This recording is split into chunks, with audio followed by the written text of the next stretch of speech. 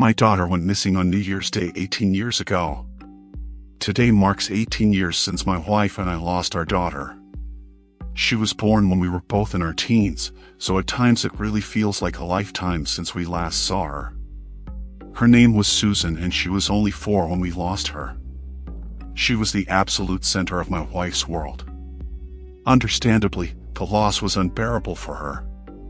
We've both dealt with lifetime friends passing before, but I had never seen her as devastated as she was after we lost Susan. The police searched for months, I suspect longer than they normally would have for a case like this given the hell that my wife put them through when they had no new leads to report. Eventually they stopped actively searching for Susan and in one way or another told us that she could still be alive out there, but to start to cope with the fact that we'll probably be living our lives without her. After using up all the time she was allotted away from work, Sarah, my wife, eventually lost her job. She spent her time holed up in the room we kept Susan's crib in, sometimes clutching some of her old toys. Her favorite had always been this little red fire truck that would flash when a button on the back was pressed. The batteries have since died, so I'm not sure if it works anymore. I always felt a little guilty for the sense of apathy that I felt towards it all.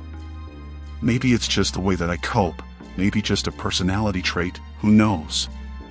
Every time the new year comes around, Sarah seems to fall into a minor bout of depression considering the news she received on that day years ago. For most, the 1st of January is a reminder that the new year is something to look forward to, a time to learn from the mistakes of the previous year and a time to start fresh where it's needed. For Sarah, the occasion of the holiday seems to just bring the terrible memory back all the more intensely. This year was a bit different to say the least. My head is still spinning while I try and wrap my mind around everything. I really needed to tell someone what happened in order to work through it, and I couldn't share it with my wife, so here I am. The day started like any other January 1st, my wife sullenly stumbling into Susan's old room while I start preparing the best breakfast I know how to make to try and do anything to cheer her up. The first strange event of the day occurred when I went to check the mail and found a single envelope in our mailbox. "We don't get mail today, sweetie. Close the door, it's freezing," I heard coming from inside. You know that I always forget that. That's what you get for marrying an idiot. Must have missed something from yesterday. Just leave it on the table or something. Only thing we get in the mail that I care about is bills, and I sure as hell don't feel like dealing with that today. I threw the envelope on a little round kitchen table and my wife went upstairs to get a shower. I poured some coffee for myself and, after setting it down on the coffee table, slumped down into our couch and went about my morning tradition of finding a TV channel that wasn't playing something completely insipid.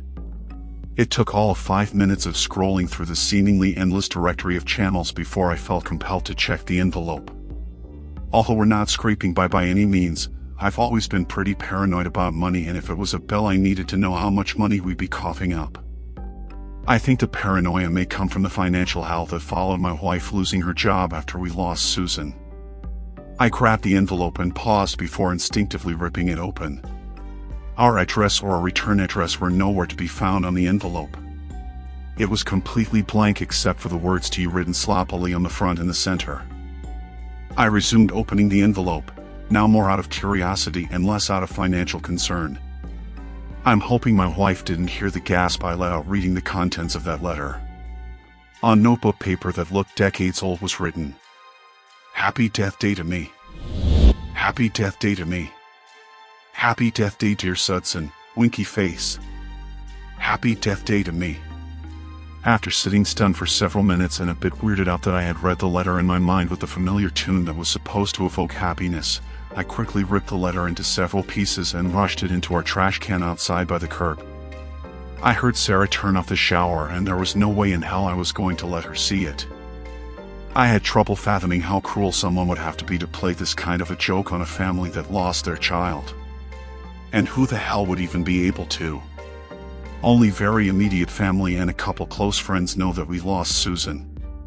And how would they know that I used to call her Sudson when I'd give her a bath because she loved playing with the soap bubbles? Only her and maybe Sarah knew about that dumb nickname. A few minutes later, Sarah descended the stairs and joined in my pursuit to find a TV channel worth watching.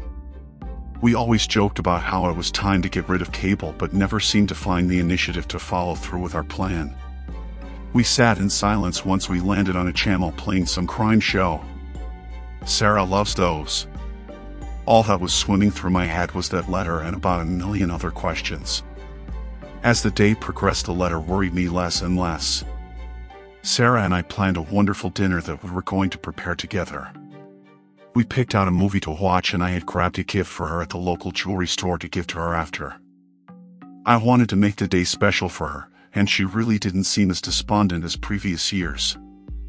I think she was finally beginning to come to peace with what had happened. Better late than never, I guess. Midway through preparing our meal, the phone we keep on our kitchen counter began to ring. I asked Sarah to answer it while I continued working on breading the chicken that we were making. Okay, but try not to ruin the meal. Very funny. Hello? The phone was just loud enough for me to make out what my wife was hearing. The last song in the world I wanted to be reminded of. Must be the wrong number. It's neither of our birthdays today. Unless you've been lying about yours this whole time, she said, hanging up the phone. I tried my best to force a laugh. The meal was a success and Sarah loved her gift. Our movie ran pretty late and we had finished the entire bottle of whatever wine Sarah had picked up on her way home from work yesterday. We decided to head to bed early because we both need to be up pretty early for work tomorrow. Sarah made her way up the stairs and I worked my way around the house, making sure that our doors were locked and any lights were turned off. As I went to turn off the light over our kitchen sink, I glanced through the window and something caught my eye in our backyard. We have giant shrubs near the back of our property. They had lost all of their leaves because of the season, and I saw through just enough to realize that there was something behind them. Being the paranoid guy that I am, I knew I had to investigate before my brain would let me go to sleep. I threw on the closest pair of shoes that I could find and grabbed my phone to use as a flashlight. As I got closer to the shrubs, a pang of nervousness shot through my body. I momentarily thought of turning back but convinced myself otherwise. I forced one foot in front of the other until I reached the shrubs. Behind them I found a little red fire truck with a bundle of about 5 balloons floating above it, tied to the center of the toy. Plastered on one of the balloons was a note. I struggled to force myself to get any closer to the toy.